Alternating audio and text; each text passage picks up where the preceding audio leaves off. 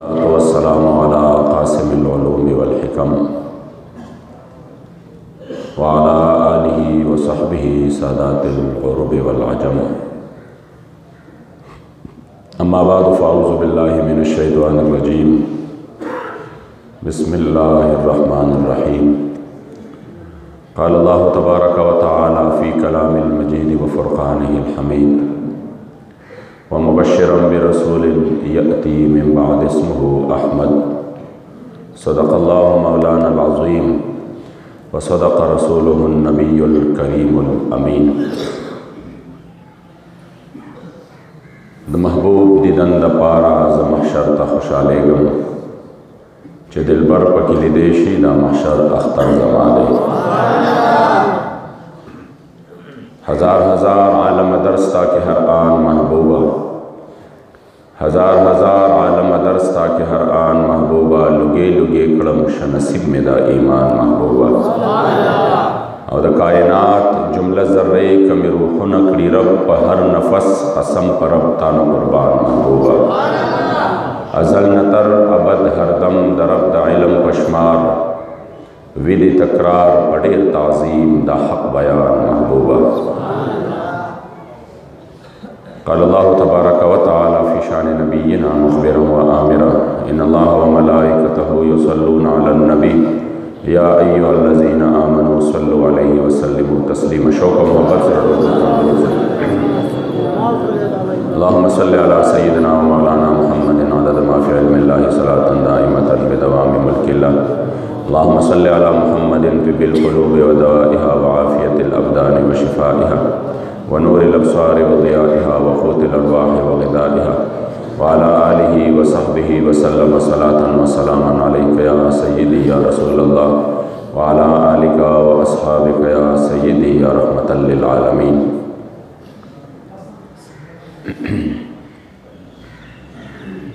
دیر قدردانو مشرانو کشرانو رب کریم اور رب لا یزال لاکھ لاکھ شکر ندی چ منگا تاسو دوان جہان د سردار آقا نامدار د خپل امت غمخوار د خپل کریم آقا صلی اللہ علیہ وسلم په امت کې مؤمنان مسلمانان پیدا کړیو ربیع الاول شریف په دغه مبارک میاشت کې چې ځای په ځای باندې چم په چم باندې کلی په کلی باندې حضور علیہ السلام مبارک غلامان و عاشقان د خپل محبوب علیہ السلام سره د مینې او محبت د اظهار دپاره د محافل و اهتمام کوي په دغې میاشتې په خصوصي مناسبت سره زمونږ بدقسمتۍ دا دی په چاپیر چم باندې په دې علاقه کې چې نور داسې د خپلو ذاتي مفاداتو خبره راشي نو بیا انسان چې دی شریعت تم نگوری د شریعت هغه چې کوم دلایل او قرائن بیا د نور خلکو نه طلب کوي هغې تم نگوری هم په اعمال کې د شریعت حدود خو چې د خپل ذات خبره وي د حده زیات تیر شي چې د حضور علیه السلام مبارک د عزت او ناموس خبره وي د هغې مبارکو د صفتونو خبره وي نو بیا خلکو له شکوک او شبهات هم پیدا کوي او په هغې انداز باندې حضور علیہ السلام مبارک د ذکر و فکر نه خلق منې کوي دا ډېر لوی بدقسمتۍ دی الله دې د داسې بدقسمتونه مونږ او تاسو وساتي زمونږ په دې علاقو کې کم دي محافل باقي خو کلی په کلی چم په چم او کوڅه په کوڅه د ربیع الاول شریف میاشت خو څه کوي چې ورسره ربیع الثاني هم ټوله تېره شي هره شپه په هر کلي کې خامخا پروګرام وي د حضور علیه السلام مبارک تذکرې وي نو دا د مخلوق خدا یو فطرت دی یو طبیعت دی چې کله د دې په وړاندې د چا صفتونه بیانېږي نو د دې مینه محبت سیوا کېږي کله چې انسان داسې چېرته یو ملګري ته یو یار دوست ته لګیا وي د چا صفت ورته بیانوي چې یاره زما یو ملګری دی زما یو استاد دی زما یو پیر دی دا داسې خصوصیات دي دا ول الله ورکړي دا ورکړي نو بیا انسان په خپله باندې هغه ته وایي یاره ما هم ورسره ملو کړه چې زه هم ورسره ملو شم دا خو واقعي ډېر لوی شخصیت دی او کنا ستا په وړاندې څوک ذکر کوي د هغې واغې چې کوم دی چې یاره مه کوه ما ته ذکر هم مه کوه ما ته نوم هم مه اخله او که ته ذکر شروع کوې هغه درته وایي زه اورم هم نه نو بیا انسان خود به خود باندې امینه محبت هغسې نه وي بیا کمیږي. د حضور علیه الصلاة والسلام مبارک نوم په ځمکو کې چې په محمد باندې مشهور دی د هغې وجه هم دا ده چې د محمد معنی د بار بار چې د چا ستاینې او صفتونه کېږي، نو چې د چا بار بار صفتونه بیانېږي د خلکو عشق او د محبت هغه عشق هغه چې کوم درد دی هغه نور هم سیوا کېږي. او د اسمانونو او د ملائکو مخلوق چې کوم هغې دا فطرت او چې هغې دغه چا سره مینه ډېره کوي چې څوک د الله ذکر ډېر کوي، څوک د الله حمد و ثنا ډېر بیانوي، نو هلته نوم د هغې مبارک احمد باندې مشهور و. او دا زما د جانان مبارک شان دی چې لا دنیا ته راغلم نه و د دې مبارکو په دغې نوم باندې په دنیا کې زیري خورېدل. او چې په کومه شپه باندې بیا کریم آقا مبارک تشریف راوړو نو پاکه شپه باندې جلال الدین سیوطي رحمت الله تعالی علیه روایت را نقل کړی دی چې د ټولې دنیا زناور هم د یو بل له مبارکۍ ورکړي دي او د یو بل سره په دغه شپه باندې خبرې کړي دي. مبارکۍ دا وي چې مبارک شي هغه عظیم شان نبی دنیا ته تشریف اوري کوونکی دی چې هغه د دغې علاقې د دغې دنیا دپاره امن دی، رڼا ده. یاد ساتئ عزتمندو د هغې جانان مبارک د راتلو په خوشحالۍ کې ښایي دا د بنده مؤمن سره حق خو نه ادا کېږي، خو ښایي دا چې د هغه محبوب علیه السلام تذکرې په اهتمام سره وکړي، خلکو ته د حضور علیه السلام مبارک شان او مرتبه بیان کړي، د حضور علیه السلام اخلاق حمیده ورته بیان کړي او دا هغه اوصاف ورته بیان کړي چې کوم رب العزت ورله ورکړي دي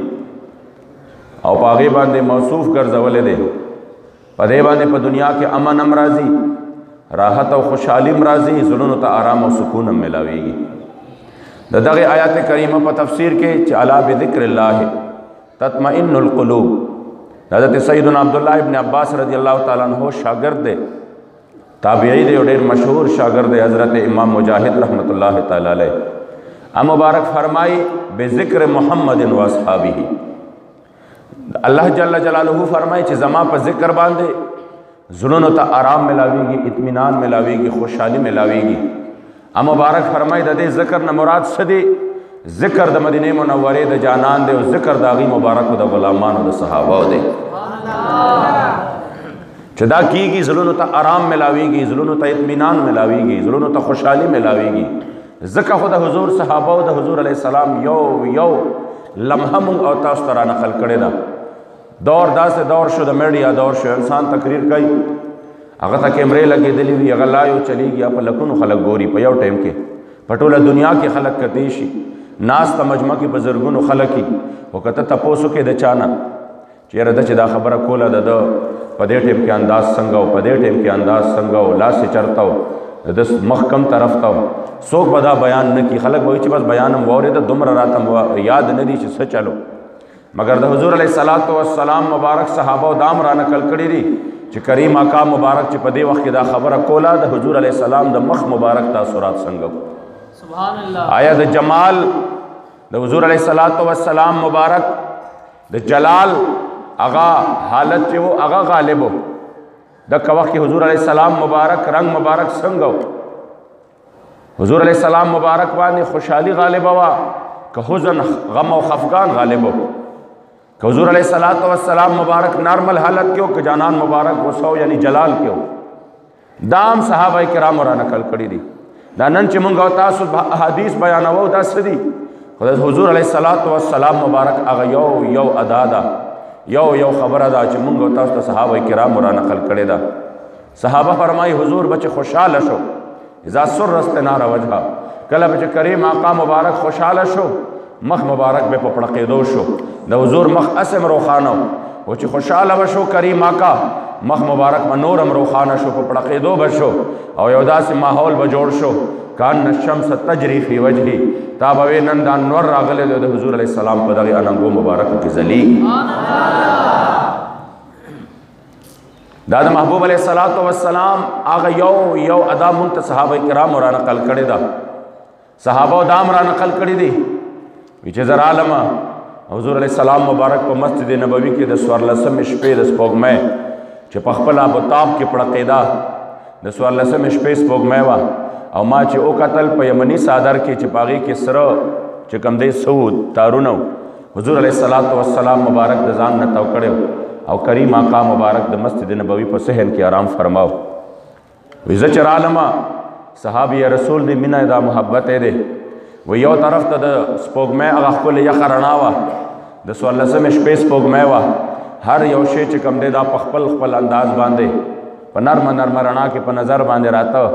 وی چې ما د جانان مبارک مخ مبارک ته وکتل نو څه ناشنا غوندې منظر شو نو ما به یو نظر حضور ته وکته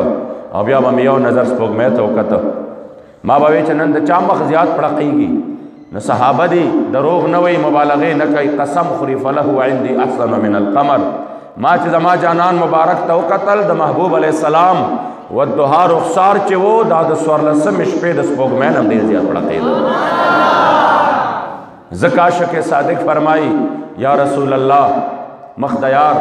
مخدیار شمس و قمر سره یو ندی مخدیار شمس و قمر سره یو ندی ستا زلفان مشک و عنبر سره یو ندی او چرته نرګس شعلا غزاله چرته حیف دی دغه ستا بصر سره یو ندی چرته ستا آبرو محراب او کمان چرته ستا قد سروې صنوبر سره یو ندی او چې له زخمه مجروح صحت نه غواړي ستا مجګان تیر و نشتر سره یو ندی چې له زخمه مجروح صحت نه غواړي ستا مجګان تیر و نشتر سره یو ندی او د مسیح د لاس ملهم او پټې دواړه دلربا او ستا پر هر سره یو ندی چې دواړه کون نه رسی بهاتا ستا سپین غاښ در او ګوهر سره یو ندی چې دواړه کون نه رسی بهاتا یعنی چې دواړه کون د کم غاښ مبارک قیمت نه رسی کم غاښونه مبارک صحابه کرام به فرمایل چې حضور به مسکی شو غاښونه مبارک به ښکاره شو یتلألأ الجدر په دیوالونو به د حضور د غاښونو مبارک پړکا ښکاره شو عایشه بیبي فرمایي ما نستنه ورکه شوه تور تیاره وه ما لیدنه حضور را دن نشو جانان مبارک مسکی شو د حضور د غاښونو مبارک رڼا دومره شوه چې ما په هغې توره تیاره کې خپل ستن بیا مونده چې دواړه کونه نه رسي بهاته ستا سپین غاښ در او ګوهر سره یو ندی او مخ د هر بلبل او هر ګل ستا له مخه د محمد امین دفتر سره یو ندی کلم عزتمندو چې د خپل کریم آقا شان بیانېږي نو دا د مخلوق فطرت او طبیعت دی چې د دې شکو محبت سیوا کېږي او چې یو مولا راشي په منبر باندې کښېني او د هغه د منبر موضوع دا شي چې حضور له الله دا نو ورکړی او دی نو ورکړی دا علم یې نو ورکړی او دا اختیار یې نو ورکړی او سبا ورته پته نه والا یعوذ بالله داسې خبرې کوي نو ماله جواب راکړي دا دی د حضور د دین خدمت کوي دا دی د حضور علیه السلام مبارک عاشقان جوړی د حضور په باره کې علماء تر دې حد فرمایلی دي علامہ ابوسیری فرمائی دامت داتہ النصارى فی نبیہم وحکم بما شئت مدحا فیہ واحتکم فإن فضل رسول اللہ لیس له حد فیعرب عنہ ناطق بفم وی آغا سپریدا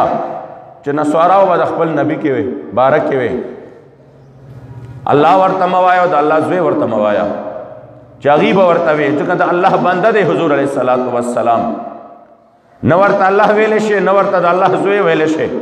ذکر محبوب علیہ السلام دا اللہ بندہ دے اللہ پیدا کرے دے خو نور چه سمر صفات دی بیانوا داغے وجہ دادا کتر ڈیرم بیان کے دا حضور دا صفتونو انتہا نشتا دے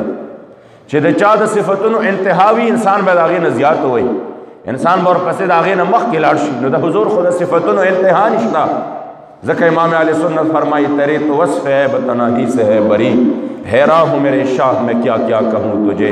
سرور کہوں کہ مالک و مولا کہوں تجھے باغ خلیل کا گل زیبا کہوں تجھے لیکن رضا نے ختم سخن اس پہ کر دیا خالق کا بندہ خلق کا آقا کہوں تجھے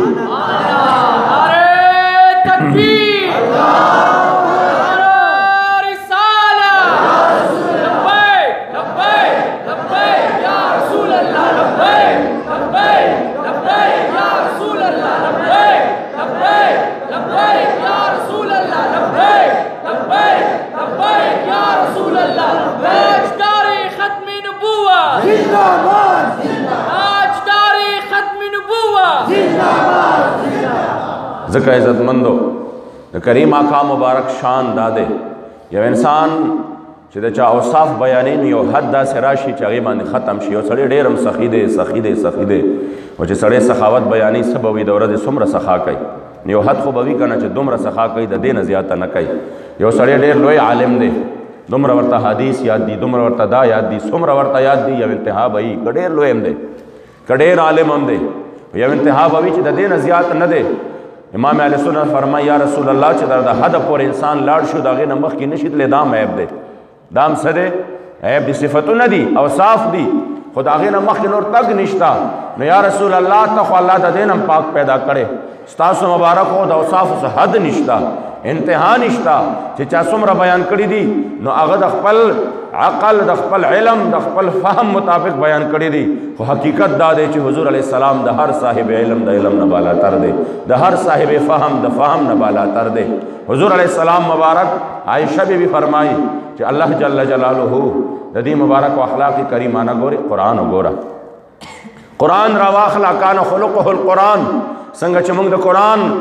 د پاره دا دعوه ده، د قرآن بارک دا دعوه ده چې قرآن هغه کتاب دی چې دا الله جل جلاله لا ریب کتاب پیدا کړی دی. د دې اسرار او رموز ته څوک نه دي رسېدلی، د دې صرف د بسم الله د بینم چې کم دی د تفاسیرو دومره لوی لوی چې کم دی مفسرینو لړۍ لګولي دي چې زمونږ دا ایمان او عقیده ده. نو بیا څنګه یو سړی د حضور علیه الصلاة والسلام د اخلاق و حدود بیانوي چې نه دومره بو دومره نه او بیا امتی سره به پیمانه په لاس کې وي لګیا وي، کله به د خپل محبوب علم تلی، کله به نظر تلی. حضور چې الله پیدا کړی دی په ظاهر او اوصافو باندې بې مثل او بې مثاله پیدا کړی دی. د هغې مبارکو چې کوم ظاهري حواسو هغه هم زما ستا نه جدا و. ما ورته په سترګو باندې نظر ګورو، مخامخ ګورو، ما ورته په غوږونو باندې چې کوم دی اورو، تر لیمټ دی څه حده پورې اورو چې د هغې نه اخوا شي بیا نه اورو. موږ د دې ځای نه د مرزو خبرې نه شو اورېدی، چلته خلک څه وایي، د لاندې کلي خبره نه شو، د دې کمره کې دننه سړي خبرې نه شو اورېدی چې هغه څه وایي. همدارنګې په دې سترګو باندې دا نری شانتې پرده راشي، دا ټوله دنیا رانه غیبه شي. همدارنګې زموږ دا لاس دی پس تر دې ځای پورې دی، د دې ځای نه اخوا د دې نور چې کوم دی څه نشته، رسایي نشته. خو یاد ساتئ د حضور علیه الصلاة والسلام مبارک لاس مبارک هغه لاس دی. بخاری شریف حدیث دی، زما جانان مبارک مانځه کې چې کوم دی یو قدم مخکې شو او خپل لاس مبارک یې اوچت کړ او واپس یې خپل لاس کته کړ. صحابه کرامو تپوس وکړه قربان نن تاسو په مانځه کې هغه کار وکړه چې مخکې مو نه و کړی. دا ډېر خلک دا دي که نه وي مانځه کې چې د حضور تصور راغی العیاذ بالله، نو دا چې کوم دی د خر او قچر نه بدتر خیال دی العیاذ بالله. الله دې مونږ د دغه څه عقیدو نه وساتي. د صحابو خو مونږ د حضور علیه السلام تصور و، د صحابو خو مونږ زما د محبوب علیه السلام تصور و. قربان تاسو نن داسې کار وکړه، هغه مبارک ورته فرمایي چې ما باندې نن الله جل جلاله جنتونه پیش کړه، ما خپل لاس اوچت کړ چې زه تاسو له د جنت نه دا میوې راوشوکومه، دا میوې راوشوکومه چې د چا لاس په دنیا کې اوچتېږي هغه د جنت د میوو سره لګېږي. چې څوک صحابو ته فرمایي اتت السما، صحابو اسمان چنګار مانن واورېده چې څوک د اسمانونو چې د ځمکې او اسمانونو په منځ کې څومره فاصله ده، ته د هندوستان او د پاکستان د فاصلې غمړې نه نه چې دې ځای نه چې اواز کیا نو هغه نه اوري، هلته اوري. دا تقسیمات داسې شروع کړه، دا خو د انګریز د ټولو نه لوی سازش و چې دې مسلمانانو له د خپل نبي په باره کې د عظمت هغه عقیده کمه کا، هغه ورله کمه کا. دې ته دا موضوعګانې وچېړه چې دې ځای نه اوري، نه اوري، هلته نه اوري. دې ځای نه چې اواز وکړې ستا مدد نشي کولی، هلته کولی شي. چې چاله الله طاقت دا ورکړی دی چې د چا لاس اسمانونو ته رسي، جنتونو ته رسي، چې څوک د اسمانونو اواز اوري د ملایکو، د هغې چې کوم دی خبرې اوري، چې چاله الله شان دا ورکړی دی چې صرف اوري نه. صحابو ته فرمایي په دې اسمان باندې دومره د ازدحام دی او رش دی د ملایکو چې یو لیش ځای داسې نشته مګر هلته د الله ملایکې چې کوم دی الله ته په سجده باندې پرتې دي. د اسمان چې دی دا بعضې وخت کې د دې لوډ د وجې نه څه وکړي، چنګار وکړي. حضور نظر هم ګوري چې هلته دلته دی په فرش باندې نظر یې هلته هم لګي، او چې کله اسمانونو کې دی نو حضرت بلال ته فرمایي، هلته نه بلال ته فرمایي اسمانونو کې دی بلال په ځمکه باندې دی ورته وایي ما ستا د پړو چنګار هم اورېده. چې نظر کوي کله ناست چې کوم دی په مدینه منوره کې دی جنګ موته کې چې کوم دی حضور علیه السلام مبارک نظر لګي. کله کریم آقا مبارک او زما او ستا حواس نن دې عزتمند څومره بدبخت هغه انسان دی. کریم آقا مبارک د خیبر په موقع باندې یوې یهودنې زنانه هغې چې کوم دی یو چیلې کې زهر میلاو کړه، او حضور له دعوت وکړو کریم آقا مبارک د پاره په دې مخکینو خپو کې ډیر زهر ملاو کړه ځکه دا د حضور علیه السلام مبارک خوښې وي چې کله جانان مبارک اک پتون جدا کړ او کله خولې له اوړه نو چې څنګه خولې له اوړه حضور علیه السلام صحابه مبارکو ته ټولو ته وفرمایل ارفعوا ایدیکم لاسونه پورته کړئ خوراک مه کوئ ولې خوراک مه کوئ حضور مبارک وفرمایل په دې کې زهر ملو شوي دي یهودانو ته آواز وشو چې راشه تا حضور له زهر ملو کړي دي خوراک کې هغې وی آو ولې دې ملو کړي دي وایي ځکه مې ملو کړي دي ما امتحان اخیسته ما وی که د الله نبي وي خو بچ به شي پته به ورته ولګي او که د الله نبي وي په دروغه باندې چا دعوه د نبوت کړي وي موږ به د یو درو چې چا په دروغه نبوت دعوه کړي وي موږ به د هغه نه خلاص شو ګوره یهودانو به خو پته وه ورته چې د الله نبي وي هغې ته پته وي چې د الله نبي وي هغه ته پته وي ورته چې دې کې چې کوم دی څه دي زهر دي پکې خو یا رسول الله تاسو ته چا ووایي دا مشن خو ډېر پټ و دا منصوبه خو ډېره پټه وه زمانه بغیر خو د دې نه بل څوک خبر نه و نو تاسو ته چا ووایي کریم آقا مبارک سره چې په لاسو مبارکو کې کوم اډوکې و حضور هغې ته اشاره وکړه وایي چې کله دا اډوکې ما خولې ته نږدې کو د اډوکې ما ته ووایي یا رسول الله ما مه خوره په ما کې زهر ملو شوي دي دا شان د حضور علیه السلام مبارک دی د ما ته وایي چې ما کې زهر ملو شوي دي یو چیز چې کوم دی زمونږ وایو سروې دی او هغې آواز وکړو نو بیا موت پې نه پوهېږو د حضور شان د حضور پې پوهېږي خو دنه خو سام ہوتے وه دا خو چې کوم دی په پوخ شوی مو ورید شوی مو او دا خو جدا شوی مو مگر زما د حضور علیه السلام شان مبارک دا دی حتی په بل ځای کې حضور علیه السلام مبارک یو دعوت خوري او په هغې کې کریم آقا مبارک چې کله نوڼۍ خپلې خولې مبارکې ته ورکړه صحابه فرمایي موږ حضور ته کتل چې حضور نوڼۍ تېروله نه موږ ورته وی یا رسول الله تاسو ولې چې کوم دی دا نوڼۍ نه تېروئ وی کریم آقا مبارک فرمایل اخذت بغیر اذن ولیها دا خو موږ لا یو صحابیه علاله کړې ده دا چیلۍ او بیا راله پخ کړې ده خو دا چې د چا نه راوستې ده د هغې مالک نه اجازت نه دی میلو شوی مبارکه چې راله تپوس یو ته یو کاغې وی آو قربان تاسو ملمانه جوړ شوی ما چې کوم دی زر زر په تیزی کې خپل ګاونډي کره دغه ولېږله خپله ماشومه ولېږله چې لاړ شه هغې کره یو چیلی ده دا ترې راله واخله وی هغې ووې هغه زنانه دا چیلی ورکړه چې زه تاسو واخلی اوس یې حلاله کړئ زما خاوند راشي ریټ به هغه وکړي او بیا به چې کوم دی اجازت چې کوم دی بیا هغه نشته خو سوی نه گویا کې یو اجازت موجود دی خو چې زه راشي بیا به ترې نه چې کوم دی تپوس وکړو خو دا تاسو والی چې تاسو حضور علیه السلام مبارک دپاره حلاله کړئ ما او تا چې خولې ته یو شی واچو مونږ دا وایو که نه چې مالګه پکې شته که نشته مونږ دا وایو مرچکي پکې زیات دی که کم دی خو زما د جانان مبارک شان دا دی چې هغې مبارکو ته دا پتم لګي چې د دې د مالک نه اجازت اخیستی شوی دی که نه په دې حلالولو نن هم عزتمندو یو انسان راشي د حضور شان کې خبرې کوي د حضور په علم کې خبرې کوي مناظرې کوي په دې باندې او بیا کله چې کوم دی ما استاد صاحب ته قربان دا خلک اکثر دا موضوعګانې چیړي ما ته وی خلکو ته ووایه چې راشئ هغه خبره پرېږده هغه خبره پرېږده چې د حضور شان څومره دی د حضور مرتبه څومره ده خبره د دې ځای نه شروع کا چې زما جانان په کومه سورلی باندې سورلي کړې ده او هغه سورلی کوم چې کوم بول کړي دي راشه د صحابي په زبان باندې د هغې د عظمت تپوس اول وکړه د حضور شان خو لوی دی د حضور صفات خو لوی دی کریم آقا مبارک په یو دراز گوش باندې روانو دراز گوش وی خر ته خر په ځناورو کې د ټولو نه کمکل ځناور د ټولو نه کمکل ځناور زما کریم آقا مبارک شان دا دی دا خو بله واقعه ده چې د خیبر په موقع باندې حضور سره ملو شو زما کریم آقا مبارک ته وفرمیل یا رسول الله زما په نسل کې نور او یا داسې وو چې په هغې باندې علاوه د نبي نه چا سورلي نه وکړې زه اخري پاتې یم او دا هم راته علم دی چې تاسو د الله اخري نبي یاست تاسو نه پس بل نبي نشي راتلی نو زه غواړم دا چې تاسو به ما باندې سورلي وکړئ حضور مبارک په سورلي کوله یو ځل کریم آقا مبارک ناستو په دغې خپل درازګوش باندې او یو ځای ته راغی کریم آقا مبارک کوز شو او یو دروغې له لاړه یاد ساتئ دا د حضور خصوصیت او دا ځان سره یاد وساتئ د حضور خصوصیت دا و چې جانان به په کومې سورلی باندې ناستو که شپه ورځ به پې ناستو که دوه ورځې به پې ناستو چې تر څو به حضور د سورلی د پاسه ناستو هغه سورلی به یو بول هم نه کول پوهېږې دې باندې هغې به بول نه کول چې تر څو به پې حضور تشریف فرماو بول به نه کول دا د حضور علیه السلام خصوصیت او چې لاغر او کمزوري څاروی به حضور مبارک به وله صرف خپل لاس مبارک پې کېښود هغه به طاقتور شو چې کوم کې به پینو حضور علیہ السلام مبارک بوله غلان زمان لاس کې خود هغه کې به پیر اغلل چې کم باندې بسورلی حضور په کم اس باندې وکړه صحابه به فرمایل دومره موضوع شو چې بیا به موږ را کنټرول کولی نه شو نو حضور په تشریف فرماو هغه بول نه کول چې حضور ته نه کوز شو یو روغ له لاړو هغه بول وکړل چې بول وکړل هغه خر مبارک چې حضور په ناستو لفظ د مبارک په اور سره وایي د حضور شان داده مرتبه دادا چې دغه سورلایم په کم ځای باندې خپل قدم ایښودلی دی چې چېرته په حضور مبارک ناستو په ذات د خدای قسم د ټولې دنیا عزتونه او د ټولې دنیا دولتونه او نعمتونه د دغې خاورو نه مزاره قربان شي نو څه د عزتمندو چې لاړو نو د عبدالله ابن ابی ابن سلول رئیس المنافقینو دا ناستو او چې دې ناستو نو په دغه موقع باندې دته یو موقع میلاو شوه د وی چې راشه زه به یو خبره وکړم د خره په بولو پسې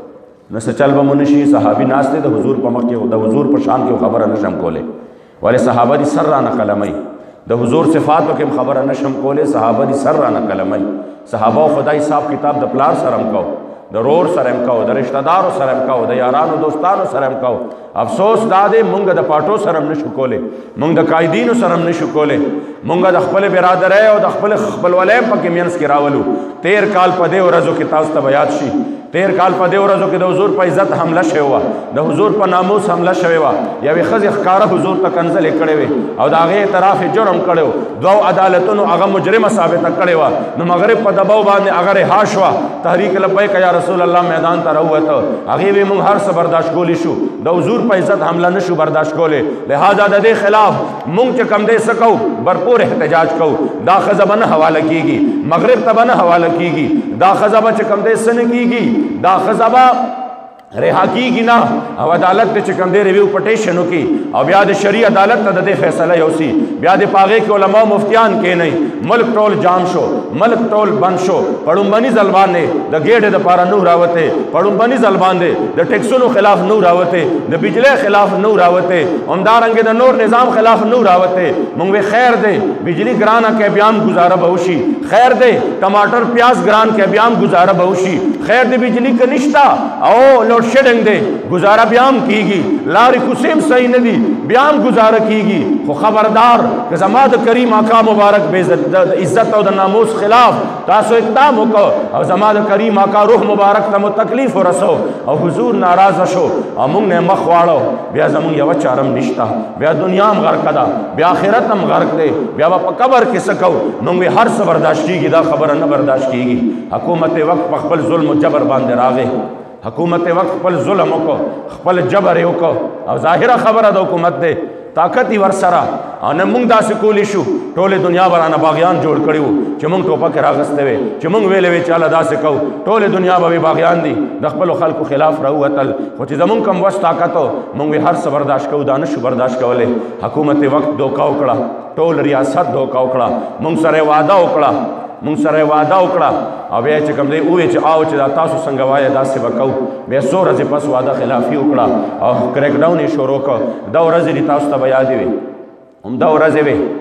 پاک د حاجي آباد شریف به داسې و چې ګیر چاپېره به پولیس نه ډکو بختربند گاډي به ولاړو چې دلته به چا چې کوم دی د جمعې مونځ وکړه په هغه باندې به باقاعده پرچه کېده دا ډېر غټ جرم و دلته د جمعې مونځ چې څوک به راتلل لاره کې به ورته ولاړو ورته به وې ځکه نه خپل ځایونو کې هم د جمعې مونځونه نه کېږي چې دلته راځئ الحمدلله موږ دا پروا نه ساتله چې زمونږ خانقاه به شړه شي زمونږ مدرسه به شړه شي موږ به کور ته نه شو راتلی زمونږ به چې کوم دی دا تکلیف به شي موږ وی چې د کم خانقاه د حضور د خاطره ولاړه ده دا کم عزت چې د حضور د خاطره مونږ له راکوي په مونږ کې څه چل دی چې مونږ ته به خلک سلامونه کوي په مونږ کې نور څه کمالو چې مونږ له به خلک لاسونه ښکلوي نن چې قطار کې ولاړ دي لاسونه ښکلوي خو د حضور د خاطره ښکلوي د حضور په نوم باندې ښکلوي که د حضور نوم منځ کې نه وي چا به را باندې نوکرۍ هم نه وي کړې چا به را باندې نالۍ هم نه وي صفا کړې چې عزت راکوي د حضور د خاطره راکوي د حضور د برکت راکوي چې دا خانقاه قایمه ده دا رونق قائم دی د حضور د خاطره قائم دی چې د باباجي نوم دی د حضور د خاطره دی چې د دغه در غلامي کړې وه نو داسې نشي کېدی چې د کوم در نه موږ ته عزت میلاو شو په هغې در باندې خبره راشي موږ به خپل عزت بچ کړو موږ به خپله خانقاه بچ کړو موږ به خپل پټکۍ بچ کړو نه داسې کېدی نشي موږ به د حضور علیه السلام عزت دپاره راوځو بیا ستاسو خپله خوښه د جیلونه راکوئ تکلیفونه تېروئ هر څه کوئ په دې یخ یخنۍ کې د جیلونو ورځې هم تېرې شوې په نیمې میاشتې قایدینو په دې یخ یخنۍ کې بغیر د کمبلو نه تېرې کړې دننه چې کوم ظلم دی هغه یو بل داستان دی چې یو ظلم درته وایم چې موږ سره په جیل کې دننه کوم ظلمونه شوي دي او جیل کې دننه دویم جیلونه زموږ دپاره جوړ کړي یوازې چې کوم دی په چکو کې پیدا کړي ورونه راپسې بندو ټولو جیلیانو به هر کرکټې کولې ګیمونه به کول ملاقاتونه به کېدل همدارنګې ټلیفونونو رابطې به کېدې زموږ جرم ډېر غټو موږ باندې ملاقات بندو موږ باندې ټلیفون بندو موږ باندې جیل کې کولو ګرځېدل بندو ما تاسو واسطه دا هغه چا سره راغلی ده چې هغې دا ایمان او عقیده ده چې دا خو زموږ جرم نه دی چې موږ ملک لوټ کړ دا خو زموږ جرم نه دی چې موږ غوندې دنیا چې کوم دی څه چلو که ملک مو دوه ټوکړې کړ یا مو کرپشن وکړ یا مو بغاوت وکړ یا مو دهشتګردي وکړه که دې ته تاسو جرم وایې چې موږ د حضور په عزت خبره وکړه د حضور د ناموس د حفاظت خبره وکړه نو دا جرم خو به زموږ وي همیشه به وي نسلونه به هم کوي بچي به هم کوي او دا خو تاسو مخامخ جیلونه دي والله العظیم چې دا جرم به موږ د ژوند په هره ساه باندې به کوو او تر مرګه پورې به کوو دا صرف جیلو چې تختیدار راشي دا جرم به موږ په تختیدار باندې به کوو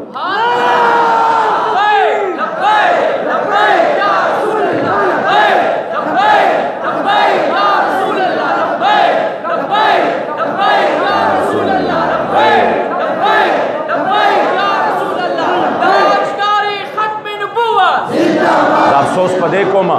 چې کله د ټماټرو خبره راشي هر څوک چغې شروع کړي چې کله چې کوم دی د دالو د ټیکسونو خبره راشي هر څوک روډ ته روځي بیا هر سړي ځان نه چې کوم دی تیسمار خان جوړ کړي په روډ کې ولاړي خلک بندوي بیا ورته دا یاد نه دي چې لاره بندول چې دي نو دا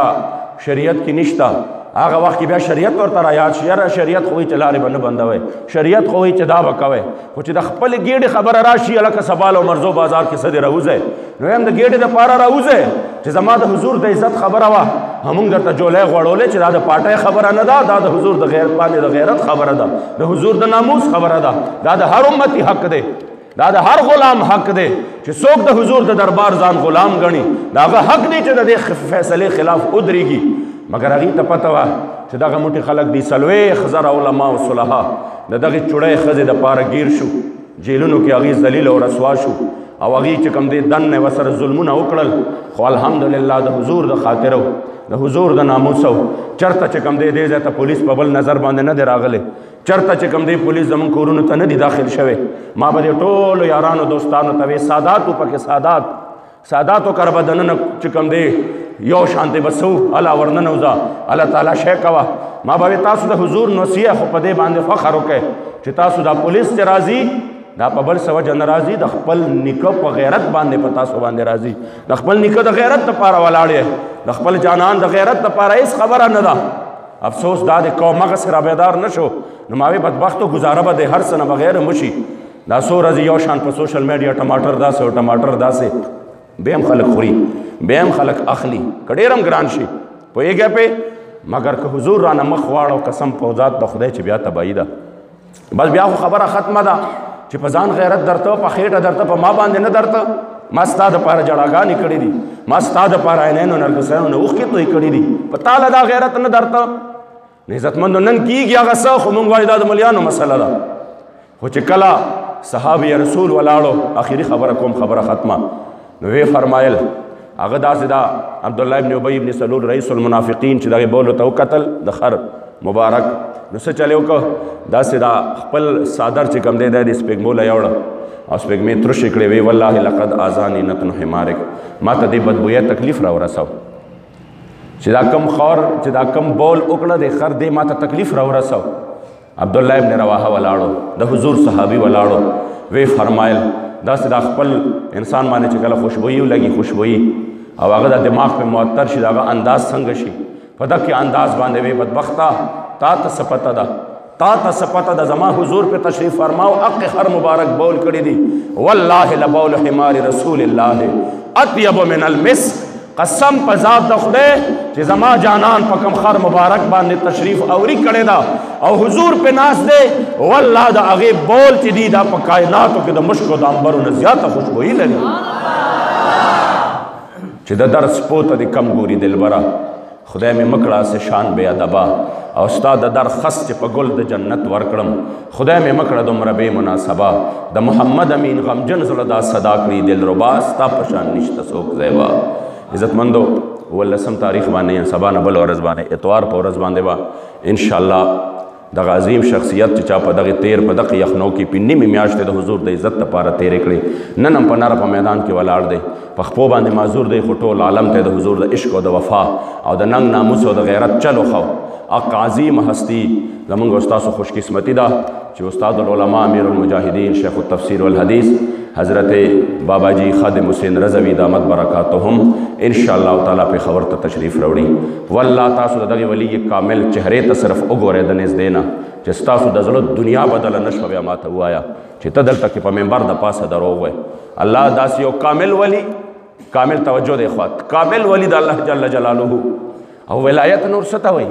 یا انسان کې استقامت وي اخلاص وي د حضور د دین لپاره میدان کې وي او بیا چې کم دی سو استه چې ټوٹ کر چاہنے والا د حضور علیہ السلام مبارک په مینه او محبت کې فنا فی الرسول وي تکلیفونه سختۍ هر څه برداشت کوي د حضور شان کې بې ادبي نشي برداشت کولی اک هستی ان شاء الله تعالی د اتوار په ورځ باندې به مازدیګر نه پس د حضور ټول غلامان ان شاء الله تعالی د پېښور ټول پلازې ته ان شاء الله هلته به ټول سکی استقبال کوي او بیا به اقا زینا د استقبال کې د جلوس په شکل کې خوا کې پروګرام د خوش مقام کې هلته به انشاءالله بیا بابا جي تقریر کوي کومو دوستانو سره چې موټر سایکلې دي ای په خپلو موټر سایکلو باندې جنډې ولګوئ او دلته فضل حادي صاحب سره رابطه وکړئ او په اقا ورځ باندې به انشاءالله متصل ټول چې کوم دی د دې ځای نه ځای چا سره موټرې دي چا سره څه قسمه ګاډي دي هغې چې کوم دی او چې چا سره ګاډي نشته بالفرض او دلته راغلی انشاءالله موږ به انتظام وکړو خامخا په دغه ورځ باندې به د دغه عظیم اشق د استقبال دپاره او د هغې د تقریر اورېدو دپاره به انشاءالله ټول په جمع باندې ځو د اتوار په ورځ باندې د مازدیګر نه مخکې د 2 بجو نه وروستو چې تاسو انشاءالله تعالی خپل رخت سفر دا کړي وي او د پېښور ټول پلازا باندې به مخکې انشاءالله نور دوستان هم د چاپیر چم نه راځي تاسو ټولو ته مې دا درخواست دی چې د بابا جي دغه تقریر ایمان افروز بیان د اورېدو دپاره به انشاءالله تاسو ضرور چې کوم دی په دغه کې موږ سره شرکت کوئ